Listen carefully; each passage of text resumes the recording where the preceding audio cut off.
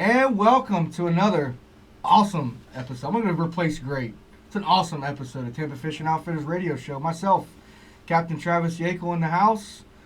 Big man, Jason Prieto. Captain Jason Prieto made it in. And Big Rick, Big Country, the Wind Dancer. The Wind Dancer. In the house, guys. And we're going to talk a little fishing. Hopefully made it through the cold front and didn't get too much damage with the high winds and bad weather that we had. So we all made it through. I hope y'all did too. But we're going to talk a little bit about how the fishing's been, see what's going on, what's shaking out there on the bay. And well, hey guys, you know what else we did? We had a great fishing school We this did. time. We had like 47 students. Got my daughter, wanted to go. It was so exciting, which that made me proud.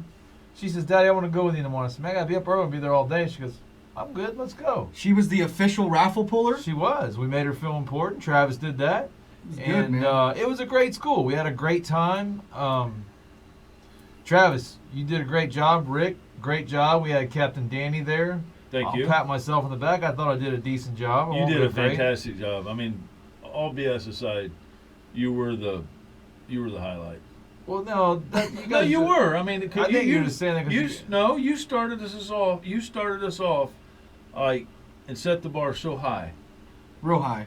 that At maybe Dave Dennison was the only one that hit it after you.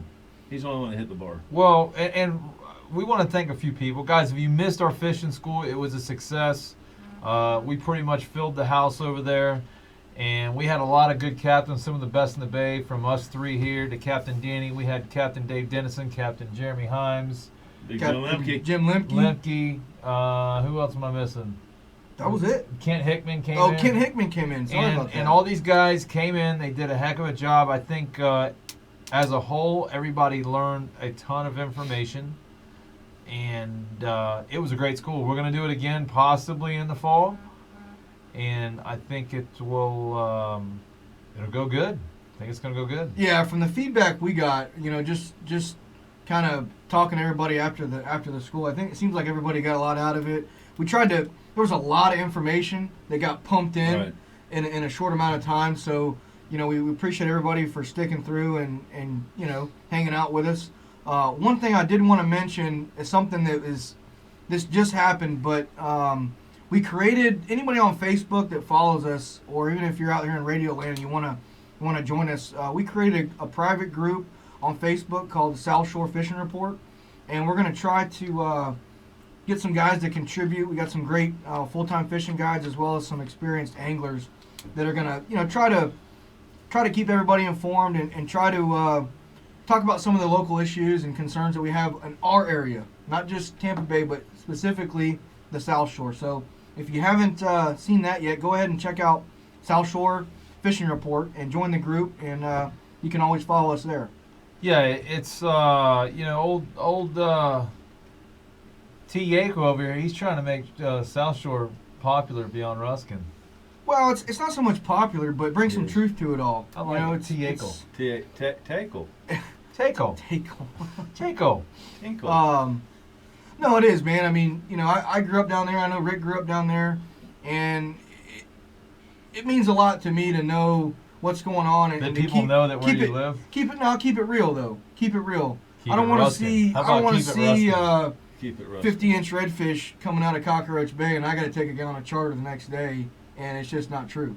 So Listen. we hope to bring some reality to the fishing community, especially locally there in the South Shore, and hopefully keep everybody up to speed what's going on. And like I said, we're coming up on spring, and I think it'll be a good place for us to all stay connected and keep the peace per se as we all start to gather up along the South Shore. So I think it's a how good many place. people do you think are going to say that guy was running the manatee zone? That's definitely gonna Yeah, come up, that's gonna happen. and I hope that maybe this is a place where we can clear the air and keep everybody informed on exactly what's going on. Well, let's back up a little. We're not going to make this. This is going to be a fun Absolutely. fishing report. Right. Not a Talk about tattletale your session. catch. Not talk about the guy that you think's a Guggen. No, that's not the intent at all, for sure. Yeah, so... So you guys are not going to exploit the beanbags. I'm not saying that. they might get exploited. All right. Well, join if you want to join. I think that's great. Yeah, That's we'll good. do our best to keep you. We'll up to take date. almost anybody. Tell everybody also, Travis, that how much battery we got left here. I can't tell from. I can't tell either, but Dude, we got this. Why can't you plug in the It's charge? possible that 'cause this ain't show it could go charging black. through this? I don't know if it'll charge and run at the same time. But I if bet we, you if it we is. happen to lose you guys, I want to apologize. You can always catch us on 10:40 a.m. Yeah. That's Sundays, 8 to 9 a.m. If you for some reason we lose our feed, you can pick us back up on radio. But anyway, let's talk a little fishing, guys. We got a question. Chris Oh. Peters says, "Hey guys, what's the bite been like around Miguel Bay and Joe's Island?" Have not fished. I haven't went past Cockroach Bay in a month. Just haven't had to. But I would have to say, Chris, that if I had to take an educated bet, trout fishing is really good. You're probably going to get some singled out redfish, and believe it or not, I would say I got some reports that Terracea is loaded with snook still. Well, and Flounder, baby. I've to answer Chris's question, I got a buddy of mine, Adam, that fishes down that way a lot, and it's been a couple weeks, but he was on a fairly good sized school of upper slot redfish down at Joe's Island.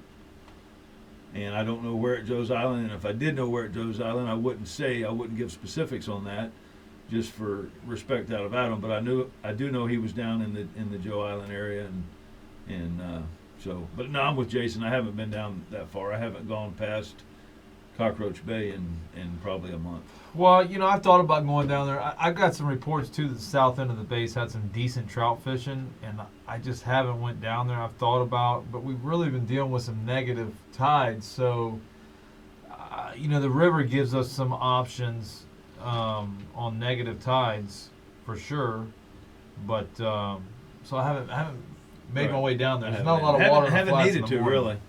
I can chime in a little bit about kind of that area, just going back on some of the logs, and like you guys, I haven't really had a need to go down there and fish. We've been doing pretty well locally, but I can tell you that historically this time of year, particularly on some of these negative low tides, there'll be quite a bit of fish running the outside bar on the front side of Joe's Island all the way down to Port Manatee, and you can locate them generally by just trolling motoring up and down the bar. The water's really clear now. It has gotten a little stirred up with the high winds that we've had, but a few tide cycles will get it cleaned up, and that's where I would recommend if you're going to fish that area.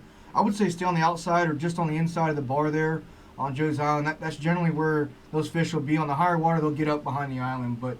And it is stirred up right now. I fished some of the canals in Apollo Beach today, and the floating grass in Apollo Beach right now is almost, in places, not everywhere, but in places, it's almost unfishable. Yeah, Just I agree. A lot of floating grass, and that's from all that wind we had on Saturday and Sunday. Sure, but like I said too, it's something that I haven't gone down there and done yet. But flounder fishing around the south end of Joe's Island, in through the bridge, down through Miguel Bay, is generally a great place this time of year to go catch flounder. Yeah. And to target flounder, just look for a wide open sand flat. Mm-hmm. It almost looked like a desert out there. And you can get out there with I like to use a heavier jig head. Some people don't, but I like to use a heavier jig head.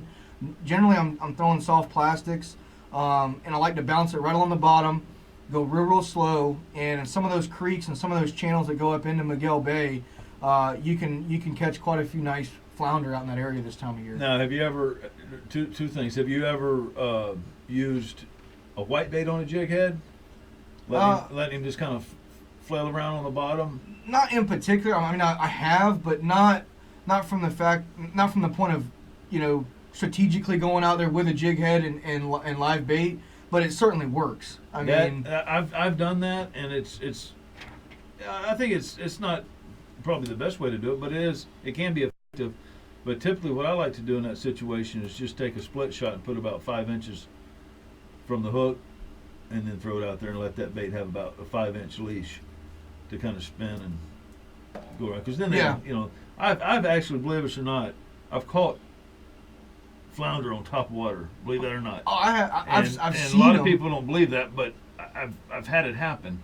But obviously, just the way a flounder's body makeup is, he's a little more designed for eating off the bottom. Yeah. Well, Yeah, you say that, but redfish are designed to feed off the bottom, and you catch them on corks all the time. Well, I don't know that I would relate a flounder to a redfish. Well, no, though, but just in terms of- yeah, there's some difference. But what I'm saying is they're both kind of bottom feeders. Here's what Flounder a little bit more. Here's what I've found with flounder, though, especially if you're throwing artificials and you're in a boat where you can see this. A lot of times a flounder will follow your bait in.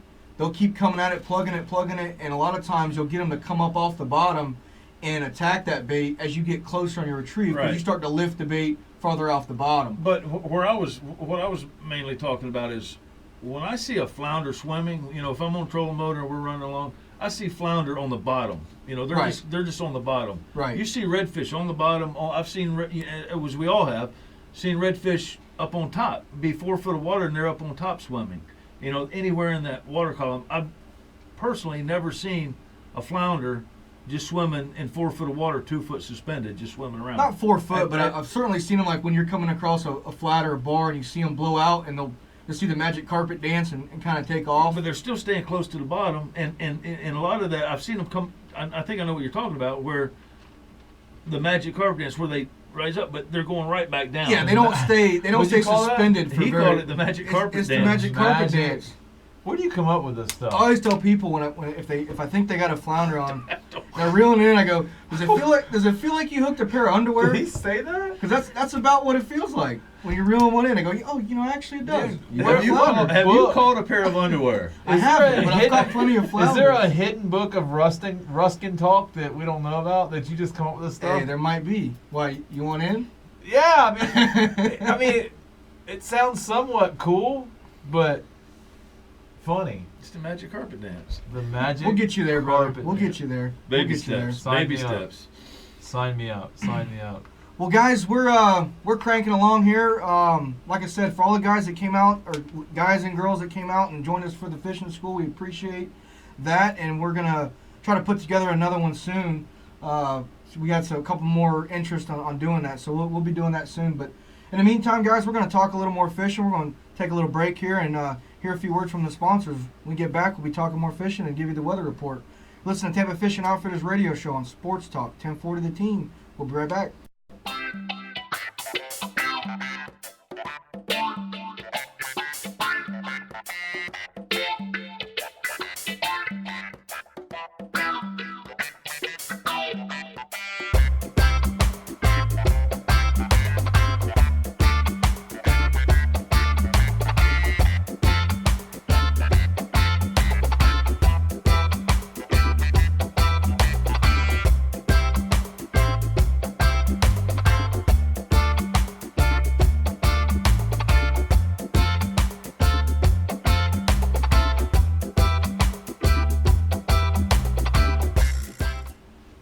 Go ahead, Rick.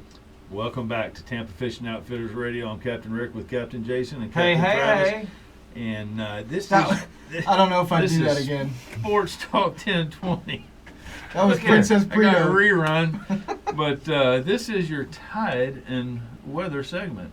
Hey, y'all. Hey y'all, and just so happened I got some tides and weather here, guys. The Tide's gonna move, and it's probably gonna have a cold front. yes sir. How about that it's one? we'll give you the Show weather that first. hat, Rick.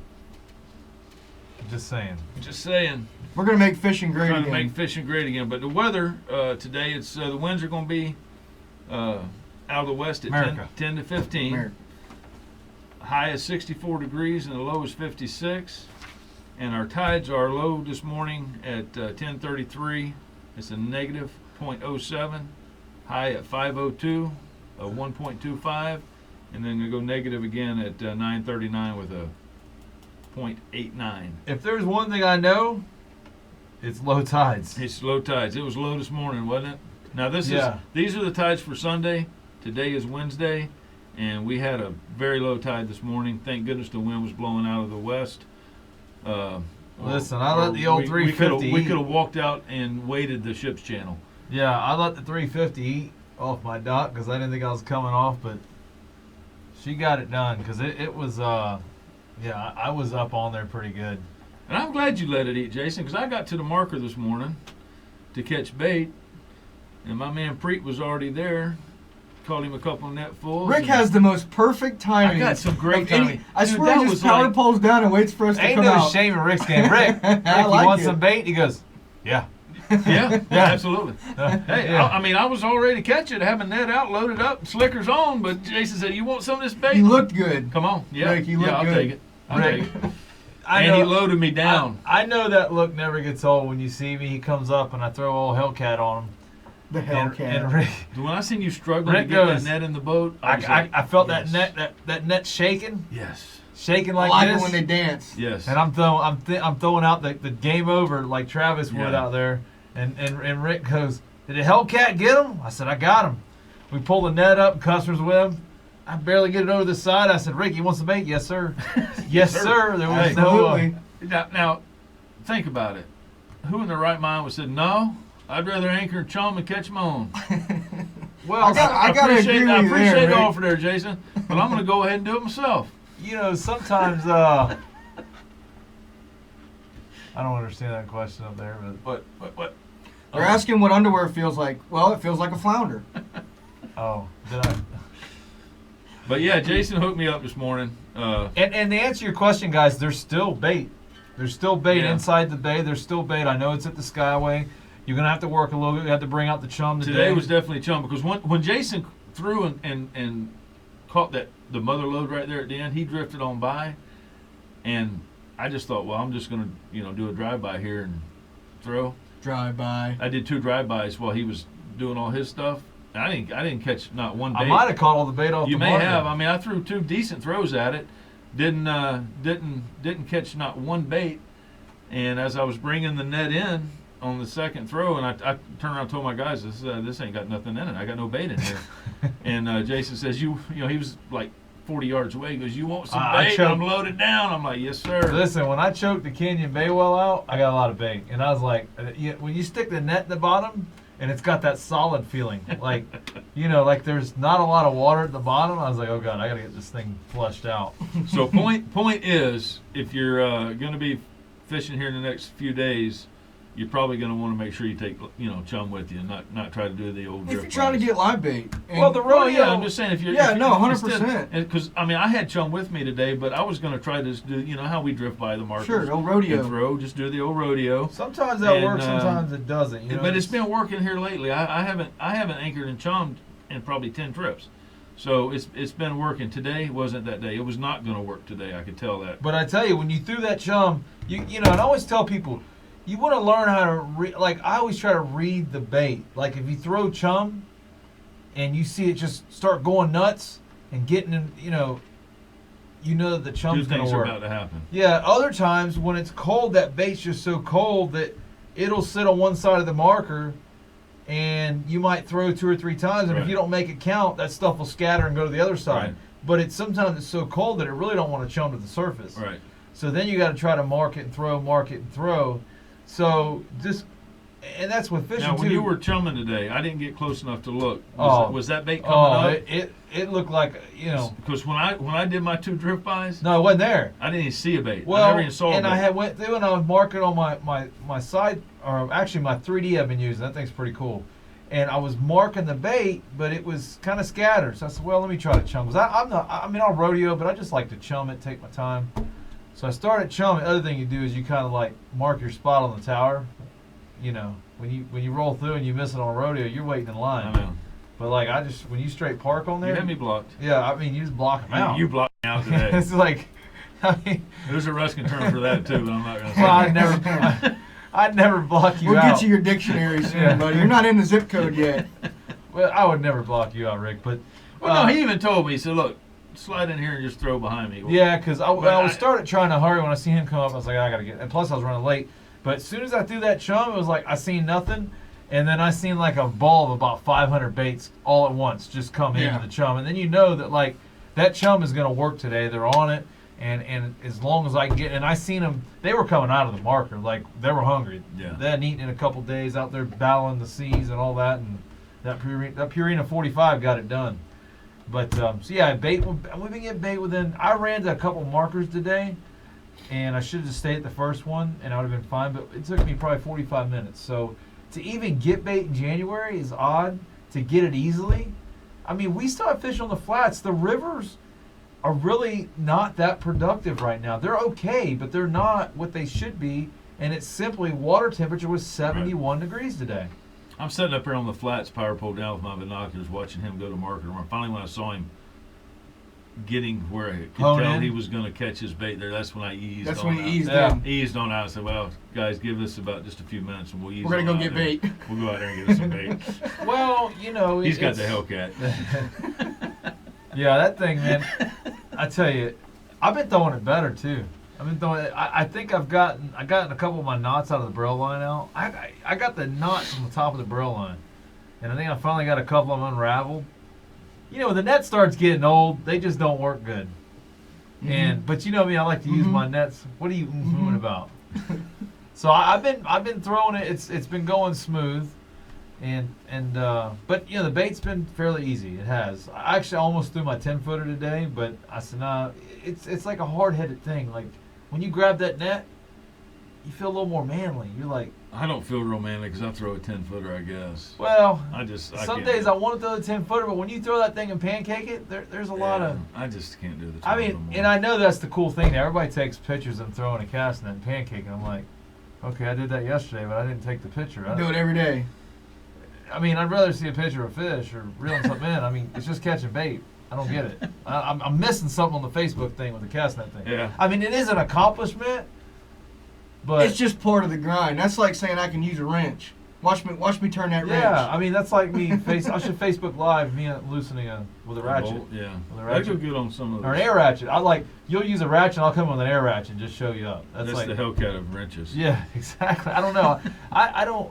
The net thing's cool. I mean, it does look okay, cool. Like But a lot of people take pictures of that. yeah. I noticed that. No, I just they'll had do one send me, video. just had a guy the other day that took fishing, emailed me a picture of me throwing the net. I mean, well, personally, like when I throw a net, the throw looks good, but I kind of feel weird. Like I'm in an awkward position. Like I wouldn't want to be like photo. Well, the picture Travis I kind of does it smooth. It's because you're so short, man. Like that net looks way bigger than if I threw it. Well, the picture the guy What? sent me, the net was like me to Travis out of my hands, so it was just a ball still. It hadn't even opened. And I'm like, yeah, that's really cool. It looks like I just picked it up out of the bucket and threw it out there. No, that's cool. I mean, that's like a shot, like a bowling ball hitting the water. You guys are crazy. You Speaking guys are of which, crazy. Travis, you know what I learned? I learned in this school that from me throwing off the back of my boat so much, I have changed my throwing style. When I was throwing in that school, I was like, I was short throwing myself, and I didn't need to. I was on land. I don't know if you noticed that. I was like, I just threw like this instead of opening up. And I'm just so used to throwing. When you get that new Canyon bait, it's nice throwing off the back, but you clank off it. You have to develop like a non-clanking throw, which is like a half throw. I'll teach you how to non-clanker. Yeah, we'll see. I'll teach you And how we to had some non-clanker. guys. We had some guys at the school. When we Oh, went they out were and throwing good. Did the We actually guys had that had never thrown a net before 100%. went out there, and some of those guys had thrown a net. Obviously, you could tell they had thrown it, and you kind of showed them some different ways. But we had some guys that had never thrown a net before went out there and did fantastic. We're throwing and a- your little cousin or nephew or Mhm.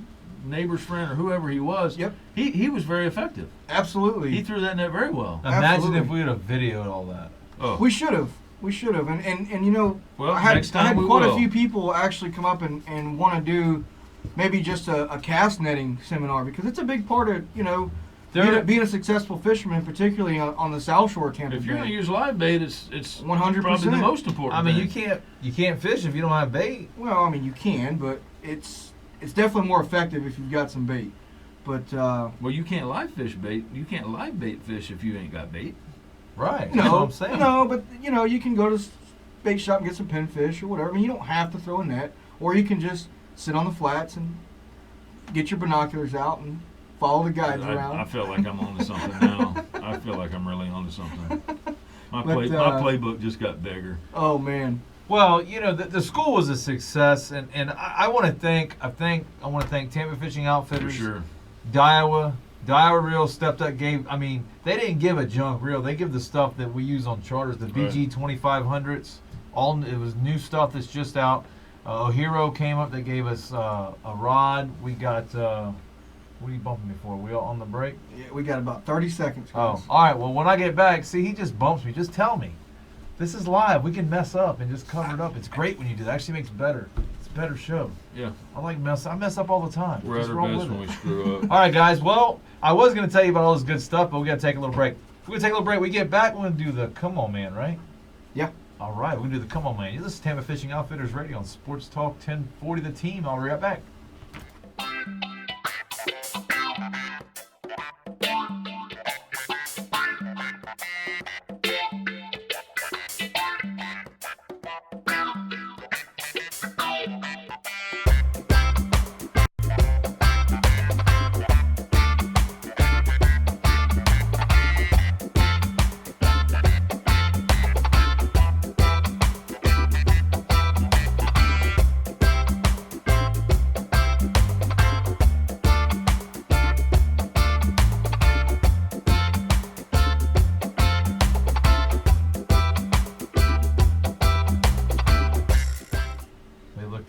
And welcome back. Another great show, Tampa Fishing Outfitters Radio. You're listening to us, the captains, the dudes. Captain Rick Liles, we got Captain Jason Prieto, and myself, Captain Travis Yaeckel in the studio. And we're talking some fishing, guys. Like I said before, I hope everybody made it through the storm. I know there was quite a few folks down in Apollo Beach area that had some damage, a little bit of wind damage. And man, the tide, it came up something serious. I went down to my dock and I had limbs on top of my dock, and I'm thinking there's only one way those got there, is that water came up over my dock at Little Harbor there. So I know the tide was high, and like I said, I hope everybody made it through. And well, I want to thank my neighbor, because I the next morning I went to my building. We're not calling it a house. It's not a house yet. And I said, man, I need to go check on my dock boxes and stuff, because I got some pretty rinky-dink dock boxes. And so I get there, I was like, well, man, these things held up. And there was bungees all over. I said, let's put bungees on them.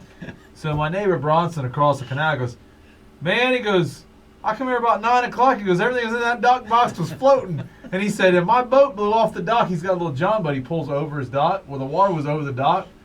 John boat floated off into the other side neighbor's yard. Oh, wow. And so he's like, yeah, I went ahead and put everything back in there. I said, well, I appreciate it. I said, I didn't realize it got that high, but yeah, 9 o'clock at night, he's out there. You have to bolt that dock box down, brother. No, the lid came out. Oh, the lid. Yeah. So, yeah, I have to tell him thanks for getting all my stuff, because I'm not living there.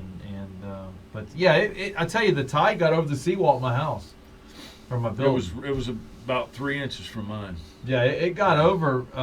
He said about 9 o'clock, and we had a lot of wind. It was as bad as the storm we had in August. It was bad. I mean, like I said, I went down to Little Harbor and checked on my boat, and there was whitecaps in the marina there in the harbor. And I went out and looked on the beach, and it was pretty gnarly. But I'm glad it's gone. Yeah. Hopefully it's funny. It actually didn't even cool. I thought it was gonna be colder. It really didn't. I mean, the evening time it cooled off at night, a little bit. But with these bluebird skies we've had the last couple of days, or today anyway, with Wednesday, it was beautiful, man. It was nice and hot. Definitely not typical of January. I can tell you that as far as weather goes. Well, what's our come on man? Our come on man. Dog. Our come on man. I think has to be the dog. No, that's. Guys, y'all can tell it, but man, that's not really fishing related, but it was pretty good. It was about to be roadkill related. 3 charter captains chasing a dog across Ruskin. Dude, that dog discovered life. Okay. Rick goes, now guys, just calm down. She won't go past that gate right there. She'll never go past that gate. That dog hit the gate. She went past the gate, past the boat ramp, down to Shell Point Road. Rick's daughter, Rick, got whacked. I dove out the truck, almost fell to try to corner the dog. The dog just laughed at me when I was on. We looked like the SWAT team coming out the truck. We pulled up and tried to block her off, and we all come barreling out of the truck chasing this dog. She about got whacked on Shell Point. She did. That was she close. did. Travis goes, when you run out the dog, goes, oh no, we let his dog out. It's gonna get hit. I feel so bad. Oh, I felt horrible, man. I said, let's get the truck and cut him off. But that was definitely the come on, man. That was my fault. I thought, well, you were behind me, but somewhere between me going out the door and you, that's dog, a NASCAR dog. I mean, she found the gap and shot the gap and was gone, son. She can do it. Number 3. I mean, that was Days of Thunder right there, son. I tell you, Rick, you said when you go she don't go past the fence over there. She won't go past that fence right there. She's got out 20 times and never she gone didn't past even that think fence. twice. Nothing. She was think gone. twice. And we got the dog back. Dog's back. Didn't get hit. she almost did get whacked. She had that look like this, Oh, and yeah. she's running right out the car. And she made it across Shell Point. She figured out that Ruskin's a lot bigger than what she thought it was. Yeah, it's big. It's big for her now. So that's the come on man that's, on that's myself. the bad thing. But guys, let's talk about easing in, because eventually we're going to have some winter, and we keep Right. coming in here week after week and saying, guys, we're still getting whitebait, we're still catching redfish and snook and trout, and eventually we're going to have a break. Supposedly Monday we're going to have, the low's supposed to be 41. Now that's a lot can change between, in 6 days or 5 days, whatever. So, I'm honestly, as much as I do not like cold weather, I kind of want some cold weather. I want the water to get cold and stay cold for 2 or 3 weeks, and get these fish in a pattern, get these fish locked into some positions. We're catching a lot of fish, but we're catching them where we don't normally catch them right now. And we can't get to it half the time And with negative tides. Can't get to them a lot of times, and I just think that, and we talked about this last week, the sheephead, but still haven't gone out. I just think that that's another option for us if and I know you can go catch them right now, but it just feels funny to me to fish for sheephead when it's not cold. Well, you don't have to if you don't if get a I request go for catch redfish and snook, I just don't want to go sheepshead fishing. Well, It's just kinda like my today. fallback. Today was a good example. I had guys that wanted to catch fish to eat, and I'm like, got this, man. Got this. We'll go catch some trout. Been doing fine with trout. Not great with trout. Not super big trout, but I've not had issues with putting trout in the bag to send people home with. Sure.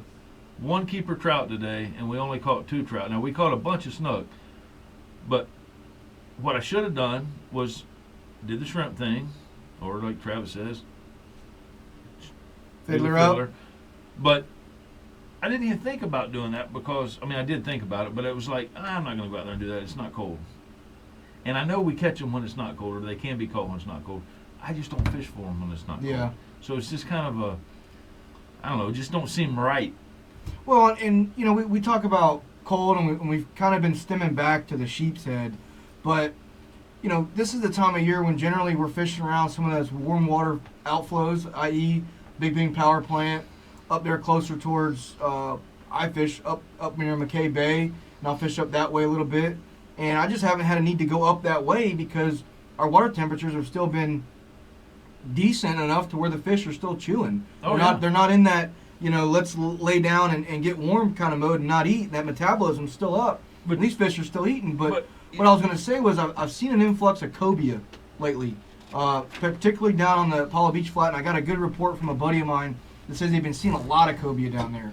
And so that's another thing this time of year that we don't really talk about a whole lot. But if you're one of those guys where you like doing some cobia fishing, now's the time to get out, especially on these lower tides. But then this is the time of year we usually do cobia fish. But how many times have you fished a power plant this year? I have fished it one time. How many times have you fished it? None. I've fished it 0.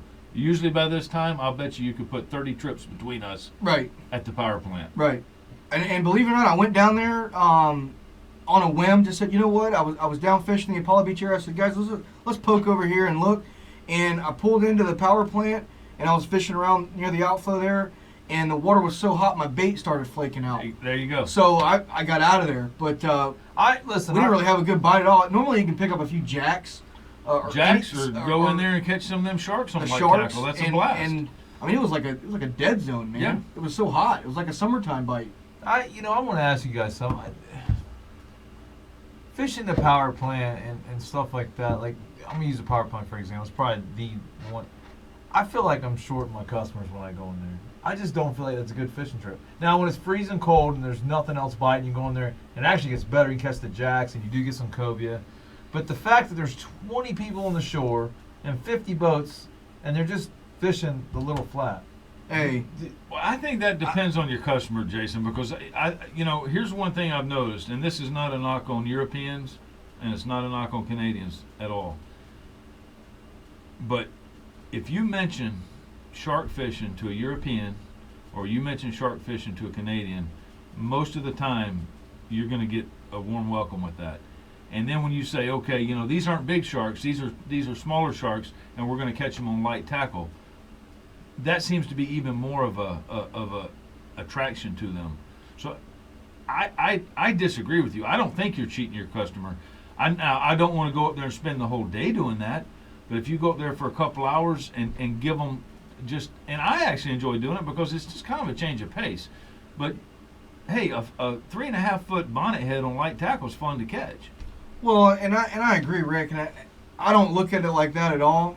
I pride myself on trying to go where the fish are and the fish are going to eat. And if the fish are there eating, that's where I'm going to be. But in saying that, and I'll agree with Rick and say that's definitely not where I'm going to park my boat, throw the anchor out, and sit there for 4 hours. No. But what ends up happening is what I like to do is the power plant to me is a great spot to see how that area is doing. If you're catching fish at the power plant, then I'll spread out from there. Say the kitchen, or I'll go fish the canals in Apollo Beach, or I'll go fish the beach or the rock jetty that runs out in front of the port there. Those places are normally going to hold fish as well. And to say, hey, there's people fishing off the beach, this, that, and the other. That's just part of it. You take kids. I try to do that in the wintertime. If I get kids on the boat, I try to go to the power plant. Obviously when we're having the right weather. But you take a couple kids to that power plant and get on that flat and put a shrimp on a jig head. And throw it out there. First of all, it's easy fishing for them. It's very easy for them.